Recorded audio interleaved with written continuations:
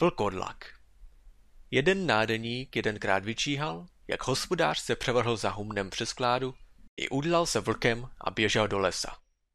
Počkej, pomyslel si, tak se taky převrhnu. Co z toho bude? Šel a převrhl se. I stal se taky vlkem a běžel do lesa. Dlouho po lese z vlky běhal a žral všelikou zdechlinu. Potom mu však bylo teskno bez lidí, ale nevěděl, kterak si zase obrátit v člověka.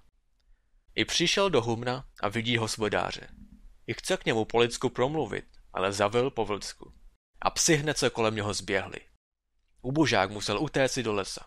Ale hospodář konečně se přece domyslel, že to není vlk, a šel i převrhl jej nazpátek přes kládu. Nádeník padl jemu k nohům. Hospodář se na něj podíval a až líto mu ho bylo. Hubený jako louč a celý podrápaný. To psi ho tak pokousali. Podruhé, nebožáku, povídá, nedělej, čeho neumíš.